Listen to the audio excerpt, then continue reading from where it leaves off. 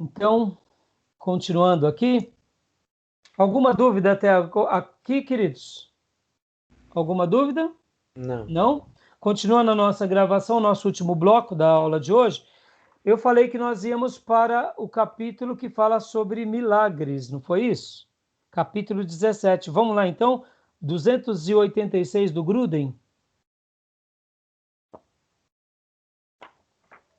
286 do Gruden, milagres. Esse assunto, nosso querido irmão, ele trata quando ele está discorrendo sobre a doutrina de Deus, que é a parte 2 do livro. Na parte 2 do livro, começamos o estudo chamando doutrina de Deus ou teontologia, que seria o ensino doutrinário a respeito de Deus. E lá ele vai falando, né, nos capítulos 9 até o capítulo 20, sobre a existência de Deus, o conhecimento que Deus tem, o caráter de Deus, atributos incomunicáveis, e depois ele vem para o caráter de Deus, atributos comunicáveis. Depois ele vem falar sobre a trindade, a criação, a providência divina, e aí ele fala sobre o milagre. Por que ele fala do milagre lá e não fala do milagre quando ele trata do Espírito Santo? O que vocês acham? Vou fazer essa pergunta. Se a gente reparar mesmo as ações de Deus Pai no Antigo Testamento, a ação de Deus é milagrosa em todo o Antigo Testamento, né? Então, o povo de Deus, ele experimentou milagres profundos e grandiosos de Deus Pai no Antigo Testamento, né? Sim. Mas por que o autor não põe, por exemplo, o milagre junto com a doutrina do Espírito Santo no Novo Testamento?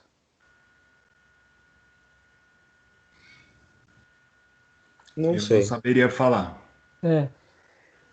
Então, vamos partir do pressuposto que quando nós estudamos sobre a doutrina de Deus, a gente está conhecendo quem ele é, a existência dele, o conhecimento dele, o caráter dele, os atributos dele, o poder dele na criação, a sua providência, como ele providencia tudo, logo, de todo o poder criador dele, ele também é um ser que realiza o quê? Milagres o tempo todo. Quem é que realiza milagres? É Deus.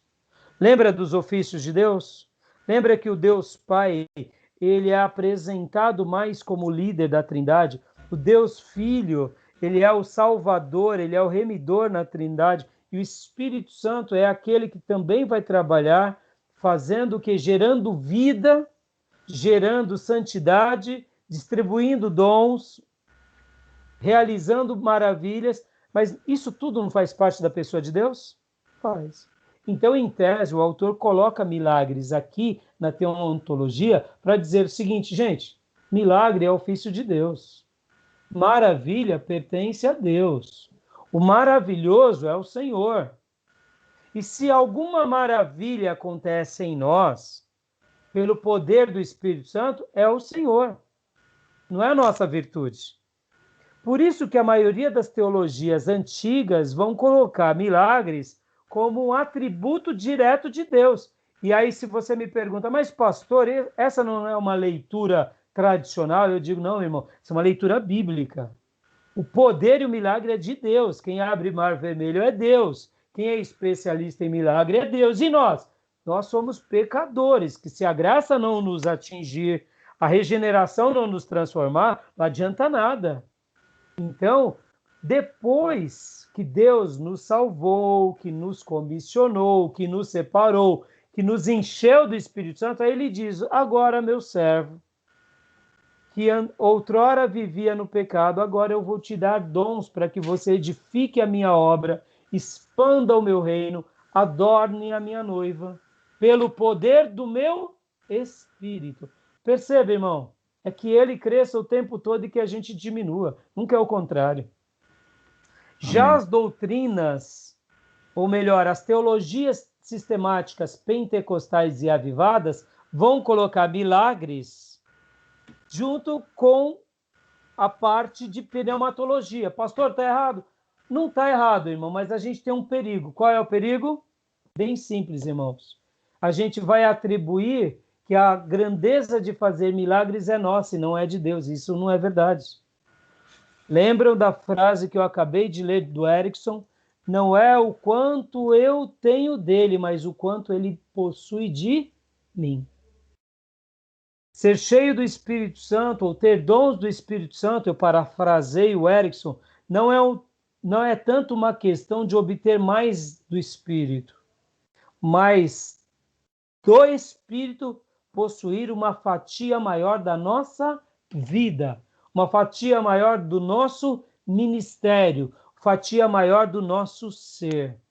Diante dessa dependência, aí eu posso fazer o que Deus quiser, que eu não vou me perder. Mas entenda, há um perigo quando a gente põe milagres exclusivamente debaixo de pneumatologia, porque aí a gente associa o seguinte, que o milagreiro ele é mais poderoso. Irmão, quem é o milagreiro por excelência é Deus. Mas percebam o quanto temos, depois do grande avivamento da Rua Azusa, o quanto temos de ministros que se perderam por causa do poder do Espírito Santo e por causa dos dons do Espírito Santo. Um monte. Por quê? Porque eles se tornaram praticamente proprietários daquele dom e fazem o dom como se fosse uma coisa de si e não é para si. O dom, como diz Efésios, é para o aperfeiçoamento dos santos. Se Deus me dá alguma coisa, é para que eu o glorifique. Entendeu? Só um minutinho, irmãos.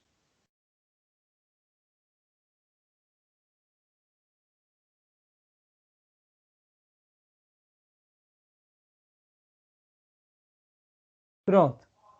Entenderam? Compreenderam? Sim. Fantástico. Saber disso, irmãos, muda tudo. Muda tudo, porque milagre é a obra de Deus. E aqui a gente vai passar rapidinho nesse capítulo, irmãos, porque aqui, ó, vocês irão lê-lo em teontologia, mas eu uso ele aqui porque eu quero destacar que a gente tem que ter uma perspectiva de que o Espírito Santo está fazendo milagre o tempo todo sobre a nossa vida. E ele deseja fazer isso. Mas quem faz isso é Deus. Não somos nós. Para eu consolidar isso e para eu pôr um ponto final nisso, que Deus faça de nós ministros segundo a ordem de João Batista. Como assim, pastor?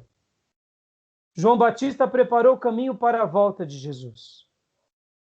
João Batista preparou os corações, levando uma mensagem poderosa para que muitos se encontrassem com Jesus.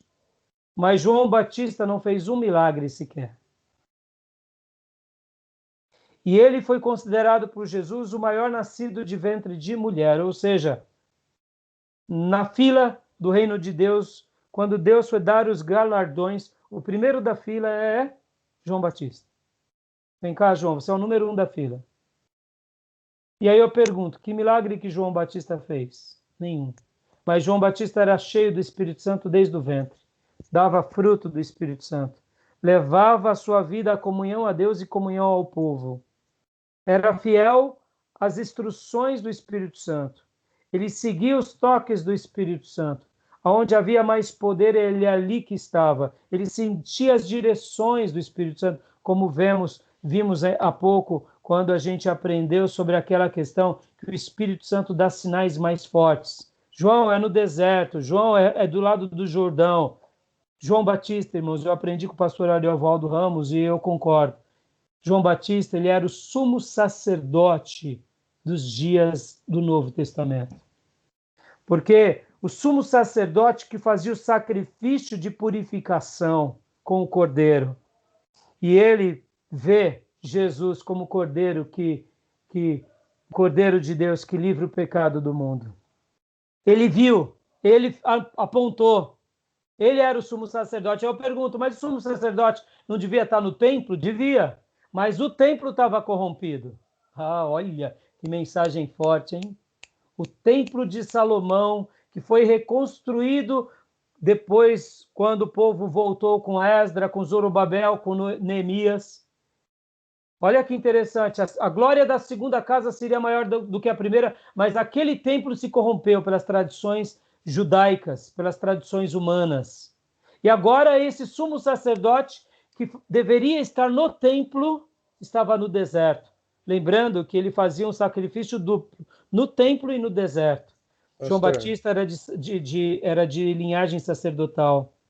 Então João Batista aponta ao Cordeiro, e João Batista batiza o Cordeiro, e João Batista agora pega todas as ovelhas do lado do Jordão que não estavam no templo e entregam para o Cordeiro. E ele cumpre a missão dele e ele é morto, decapitado. Magnífico, magnífico. Porque eu disse que possamos ser uma geração João Batista, sermos cheios do Espírito Santo, sermos fiéis na mensagem, sermos pessoas que preparam a noiva para o encontro do noivo. Pastor, e se tivermos dons poderosos, glória a Deus. E se não tivermos, que tenhamos uma mensagem poderosa, como foi a mensagem de João Batista, fazendo com que vidas se convertam, vidas se cheguem a Deus. Quer milagre maior do que esse? Conversões poderosas a Deus? Para mim não há. Então, por pastor, que eu estou falando isso tudo de João Batista, irmão? Porque muitas vezes a gente fica encantado com o quê? Com dons específicos. E desprezamos uma vida como de João Batista. Pode ver, irmão, quantas vezes você já viu um neopentecostal pregar e dizer, igreja, olhe para João Batista? Nunca você vai ver. Você não vai ver. Porque ele é a antítese da vida de uma marajá da fé neopentecostal. Comendo mel e gafanhoto, vivendo ao relento, com peles de animais, pregando como um profeta, o sumo sacerdote, que deveria ser a maior referência entre o sinédrio, pregando contra o sinédrio, pregando contra aquela religião institucionalizada. João Batista é a antítese, ou seja, da tese de todos esses lobos que têm se levantado nos nossos dias, na grande maioria que são os neopentecostais. Você não vai ver ninguém falando de João Batista, porque a mensagem de João Batista é uma mensagem de arrependimento, é uma mensagem poderosa, é uma mensagem que demonstra a vida de abnegação, amor e fidelidade e desprendimento. É tudo que o neopentecostal não quer. O neopentecostal quer enriquecer, quer prosperar, quer triunfar, quer vencer nessa vida, porque o que importa é essa vida, e você faça a sua oferta de amor, porque Deus vai te compensar 10 vezes mais, e pode dar a sua oferta e passar pelo sal grosso, porque se faltar alguma coisa, temos 318 aqui para impor a mão, para impormos as mãos e para que faça o milagre, ou senão a gente faz o descarrego. Meu irmão, que Deus tenha misericórdia dessa corja, porque não são gerações de João Batista, não são. E aqui fica mais uma vez a minha denúncia. O Templo de Salomão é a Aparecida dos crentes. Que Deus realmente trabalhe sobre eles e converta-os verdadeiramente. Porque o que eles estão fazendo está tudo errado, na minha opinião. Tá bom, irmãos? Fala, Felipe. interessante o senhor citar o João Batista e a respeito do templo corrompido, porque sendo João Batista cheio do Espírito Santo desde o ventre da sua mãe, ele era o templo consagrado do Senhor, né? Também, também. Ele era um Ele era o exemplo próprio vivo. templo, o exemplo do projeto de Deus para o homem, ele era o próprio templo do Espírito Santo ali, trazendo o Cordeiro de Deus, né? Muito bem citado. Uma outra coisa, irmãos, quando Deus dá revelação para Moisés do tabernáculo, as escrituras vão mostrar algo assim. Moisés, faça uma cópia de tudo que você viu no céu. Que entendemos que no céu tem um tabernáculo. No céu não tem um templo de Salomão. O templo de Salomão, olha que interessante, irmãos. É um projeto que Davi quis presentear a Deus. E Deus, num primeiro momento, repreende Davi. Por acaso eu posso ficar numa casa? O céu dos céus é a minha habitação e a terra é o estrado dos meus pés. Eu caberia em um lugar? Então Deus, olha que fantástico. Deus permite que Davi construa o templo, e não ele, mas ele prepare o caminho para o seu filho construir. Mas o templo só foi uma permissão de Deus entre o povo judeu. Porque o grande propósito de Deus foi o quê? Foi ensinar que o seu povo, a sua nação, ela era sacerdotal e ela vivia em tabernáculos. Porque o tabernáculo tem a ver com movimento. E podem ver que eles somente andavam quando a nuvem andava. Olha, pode ver que Deus destrói o templo e Deus permite a reconstrução do templo. Mas no Novo Testamento, Jesus mostra que ele era o grande templo de Deus e que não ficaria pedra sobre pedra, e no ano 70 depois de Cristo vem a ruína do templo. Porque aí o Novo Testamento já vai dar a margem de que todo cristão é templo do Espírito Santo. E aqui o sumo sacerdote Batista estava no deserto, porque o Espírito Santo estava enojado daquelas práticas, em que se fazia tanto o sinédrio, quanto os fariseus, saduceus e escribas, a religião institucionalizada. Por isso Jesus prega contra eles, e por isso que o capítulo 23 de Mateus é uma denúncia aos hipócritas líderes religiosos. E pode ver que Jesus, quando ele anuncia ali, eu fico vendo, imaginando Jesus hoje entrando lá no Templo de Salomão, que Jesus não faria, entendeu? No nosso templo aqui de São Paulo, entendeu? Porque aqui Jesus não mandou nenhuma vez construir templo, ele disse que não haveria mais templo. E Jesus, ele edifica a sua igreja.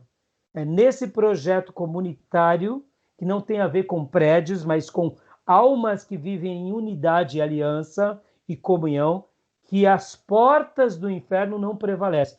Tudo fora disso é portas do inferno que prevalecem. Por isso que eu falo que o Templo de Salomão é a Aparecida dos crentes. E isso me envergonha absurdamente, mas é assim que a gente tem que saber denunciar como servos de Deus. Então, beleza, irmãos? Até aí tudo bem? Tranquilo? Milagres, irmãos. Milagre é Deus realizando seus propósitos, tanto no Velho Testamento quanto no Novo Testamento. Milagre é uma atuação sobrenatural de Deus. A definição aqui do Gruden é que é um gênero menos comum da atividade divina pela qual Deus desperta a admiração e o espanto das pessoas, dando testemunho de si, né?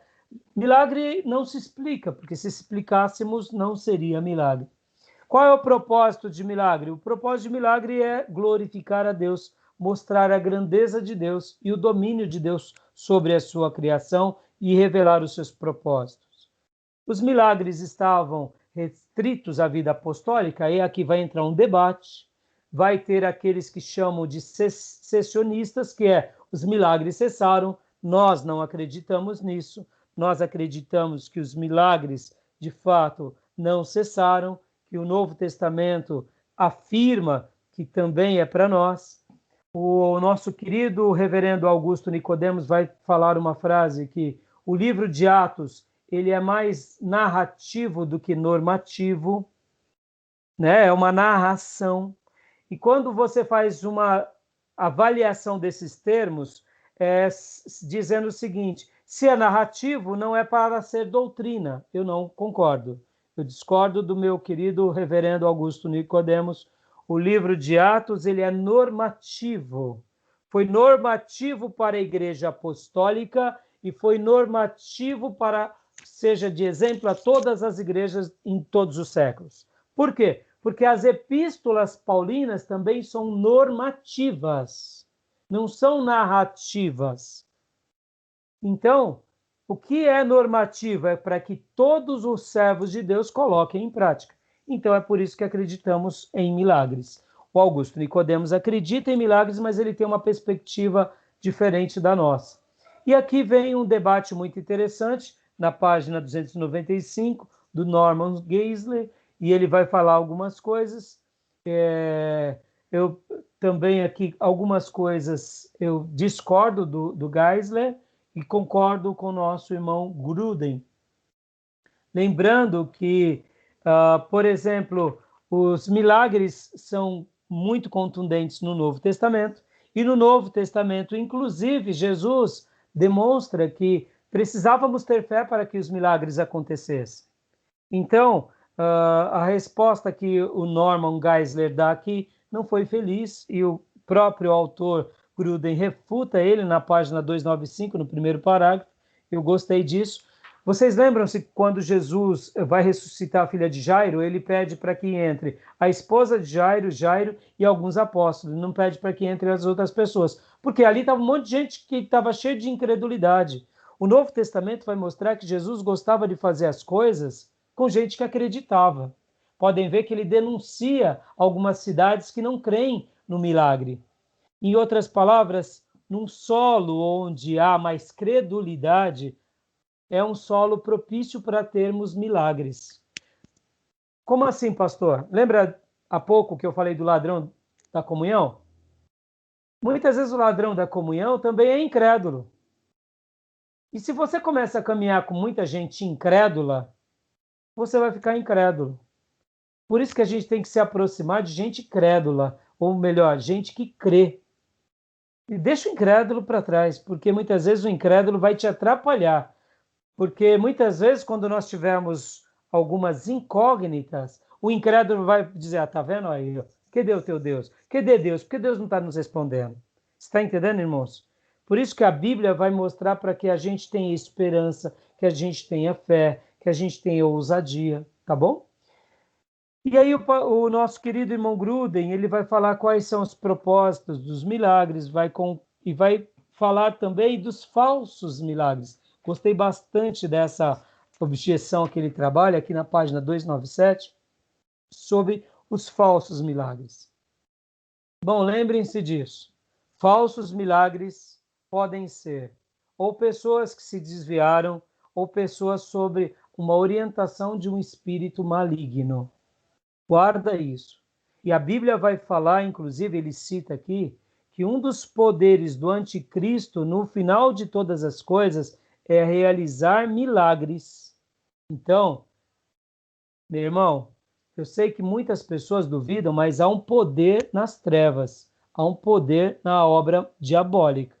Cuidado com isso, cuidado com certos falsos profetas, porque muitas vezes eles podem sim estar fazendo milagres, já estão mais do que desviados, já estão agora recebendo uma outra força de um outro ser, de uma outra natureza. E com certeza eles não vão glorificar a Deus plenamente e não vão consagrar toda a obra deles a Deus, tá bom? E aí ele conclui, né, a parte do livro, será que os cristãos devem buscar milagre hoje? Aí a nossa resposta é mais do que óbvia. É claro que aqui ele faz uma observação muito curiosa, dizendo qual é o seu propósito de querer receber milagres hoje, ou de ter o dom de milagres e maravilhas. É para se auto-envaidecer, para se autopromover? Então não tem sentido. E aí ele começa então a fazer aqui um apanhado de situações aonde Herodes falou, Herodes buscava milagres por diversões, pessoas que querem um milagre para se autopromoverem. Aí ele começa a citar, por exemplo, também os habitantes da cidade de Coríntios, que queriam sinais e prodígios apenas para questões fúteis e tolas. Ou seja, qual é o propósito de uma pessoa desejar ter o dom de maravilhas, ou dom de milagres, ou dom de cura, ou dom de profecia? A grande questão é que se nós formos buscar os dons, a gente tem que buscar com a motivação correta. E aqui na página 299, no primeiro, segundo, terceiro parágrafo, ele diz assim: não há nada de errado de buscar milagres para os fins corretos pelos quais são dados por Deus, para confirmar a veracidade da mensagem do Evangelho, para levar auxílio aos necessitados, para remover obstáculos aos ministérios das pessoas e para dar glória a Deus. Ou seja, tem nada de errado desejar milagre, desde que seja com as motivações corretas. Tá bom? Eu quero acreditar que vocês leram aqui esse capítulo. Tem alguma dúvida? Amém, pastor. Eu li esse capítulo de milagres. Alguma dúvida sobre ele? Não, não. Uma palavra que eu esqueci de anotar, mas eu lembrei agora que eu gostaria de perguntar para o pastor. Deísmo, deísta. Eu não lembro onde que estava. Eu estava procurando aqui. Que seria deísmo, né? Isso, o que seria? Deísmo é uma filosofia, pensa assim, seria uma filosofia religiosa. Filosofia religiosa. É, uma filosofia religiosa que está embutido nela um conceito religioso. Então, por exemplo, há uma outra palavra que também tem um fundo religioso e que também acaba sendo uma filosofia religiosa. Por exemplo, o panteísmo. Então, são filosofias e são religiões, ou são pensamentos religiosos mesclados a filosofias. Por que eu digo filosofias? Porque elas não têm respaldo bíblico. Nós estamos sustentados sobre a revelação. Então, por exemplo, quando falamos assim, o panteísmo está na Bíblia? Não, o panteísmo não está na Bíblia. A trindade está na Bíblia? A trindade está na Bíblia. Milagre está na Bíblia? Milagre está na Bíblia. Entendi. Deísmo está na Bíblia? O que é o deísmo? Então, eu vou te traduzir o que é o deísmo. Deísmo é uma ideia de que Deus cria todas as coisas. E ele cria os universos, ele cria as galáxias, ele cria o planeta Terra e ele cria o homem. E aí o que acontece? Agora ele deixa com que o homem cuide do planeta Terra e ele se afasta do homem. E fala assim, seres humanos, se virem, cuidem do planeta.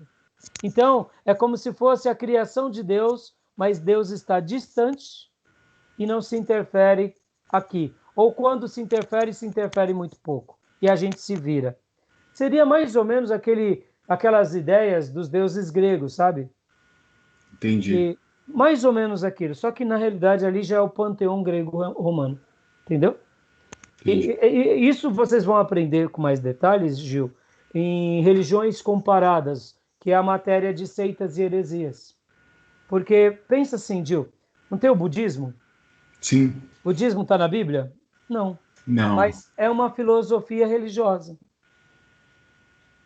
onde eles acreditam numa pessoa que evoluiu, que deixou um conglomerado de ensinos e de práticas, e que se você seguir, você será um ser que também reencarnará na próxima reencarnação. E você reencarnando, você vai evoluindo até chegar àquele estágio.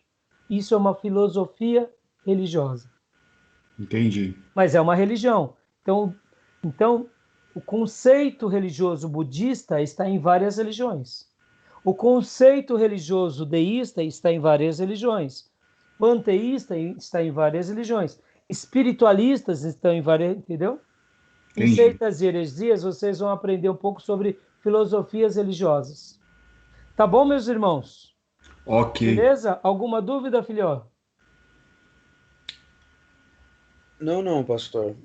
A respeito dos milagres, é interessante a gente sempre notar que, além de ser Deus que promove os milagres, e como os próprios textos nos ensinam, e, aliás, nós aprendemos isso na nossa caminhada cristã, de que o Espírito Santo ele pode conceder o dom de milagres e maravilhas a fim de que eu abençoe o próximo e não me promova com esse dom. Mas é interessante a gente notar em dons milagrosos, em situações onde Deus promove um milagre, é quando o ser humano ele não tem a capacidade de fazer algo, quando chega no limite, ou seja, eu não posso, daqui para cá é o mar vermelho, eu não tenho mais como ultrapassar. E a partir do momento que Deus ele promove aquele milagre para que seu nome seja glorificado, ou seja, eu sou o Deus do impossível. O que for possível a gente consegue fazer no poder do Espírito Santo, mas chega um momento em que o homem não consegue, em algumas situações nós não conseguimos fazer. Então aqui, Deus ele promove o milagre. Exatamente, bem colocado. E aqui os neopentecostais, me permitam, eu sei que essa fala que vou dar é forte, mas aonde eles estão diante do Covid e da pandemia? Porque eles não estão prometendo cura. Porque eles sabem que se eles entrarem nesse campo agora, de profetizar o óbvio, de falar qualquer besteira, eles vão ter uma atenção mundial sobre eles e eles vão presos. Concorda? Enquanto eu falo do caroço, profetizo isso, lá e ludibrio o outro, eu não estou dizendo que Deus não pode operar lá, porque na realidade muitas almas que entram lá, entram desesperadas clamando a Deus. E Deus pode contemplar essa fé. Mas a maioria desses neopentecostais já se perderam há muito tempo, e na minha concepção já viraram seitas mais diabólicas do que você imagina. Então, eu condeno sim, porque eles estão à margem da Bíblia, eles estão fora da Bíblia, eles criam uma guerra entre as igrejas. Olha que perigoso. Nós estamos aqui, irmãos, estudando Batista regular, Erickson, nem sei que denominação que ele é, luterano, presbiteriano. Nós não estamos aqui sendo tribais batistas, porque acreditamos que a denominação, assim como o templo, só que o templo, Deus permite e dá a revelação, e a denominação, Deus permite, mas não dá a revelação. Deus não tinha o projeto do templo, mas depois Deus decidiu.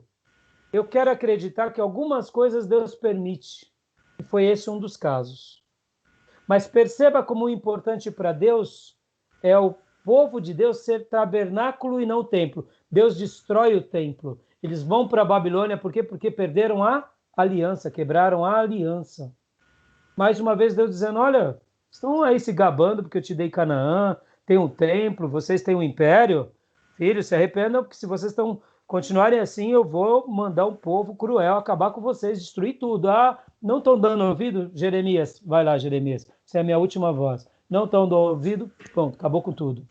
Até hoje, isso é história mundial, porque o povo de Deus não é institucionalizado, não é patrimônio, é o que? É um povo em aliança. Por isso que o Novo Testamento fala que a igreja, nós somos os sumos sacerdotes, nação santa, povo eleito, pedras vivas. Perceba, é pedras vivas. A igreja de Deus é construída de crentes. É um templo que se une a mais um templo, que se une a mais um templo, e que juntos viram uma igreja de carne e osso. E aí vem os neopentecostais, por exemplo, olha que coisa forte, irmãos, e tomam proveito dessa massa explorada, dessa massa fraca, dessa massa que quer ser rico a qualquer custo, e eles estão se tornando ricos. Irmãos, são falsos profetas. E agora, no Covid, eles se silenciam. Claro que vão. Os olhos do mundo todo estão sobre eles. Ninguém se aventura. Eu quero acreditar, irmãos, que se realmente eles fossem pessoas especiais, numa hora como essa, eles fariam algo especial. Agora, eu quero até acreditar, irmãos, que se Deus um dia resolvesse curar uma pandemia como essa, com certeza, esse vaso, ele não ia ter nem nome e nem ia ser notado. Vamos supor que Deus desse uma revelação milagrosa. Vamos supor, irmãos, hipoteticamente, tá? Hipoteticamente, tá? Se Deus falasse assim, meu servo, eu estou dando a cura do Covid. Pegue um emplasto de figo, ó, que nem o profeta Isaías fez com o rei Ezequias, tá? E tome uma medida que você vai ver quem está entubado. Esse servo que recebesse essa revelação, nos nossos dias de mídia e tal, eu tenho certeza que o Espírito Santo faria uma coisa sobre ele. Sabe o quê? Meu servo, não mostra quem é você, só anuncia a minha mensagem. Sabe por quê, irmãos? O que o Espírito faz, o que o Espírito Santo faz é para que Deus seja glorificado. Amém. Meu irmão, essa ideia, irmão, porque muitas vezes Deus não cura um paralítico num culto de uma live, Sabe por quê, irmão? Muitas vezes nós não sabemos lidar com isso, a gente se perde com isso, somos pequenos demais. Lembra da frase do Erickson? Não é o quanto eu acho que eu tenho dele, é o quanto ele tem de mim. Muitas vezes a gente acha que tudo que a gente faz está na mão do Espírito Santo, e muitas vezes não, a gente está no controle da situação. Eu quero acreditar que quando vier o grande e último avivamento na terra, perceba, irmãos, perceba, eu ouso falar isso, que assim como Jesus, quando ele morreu, guarda isso, é o que eu acho, tá, irmãos? Isso não é profecia, não é nada, tá? É o que eu acho. Assim, quando Jesus morreu, houve um terremoto sobre a terra e mortos ressuscitaram.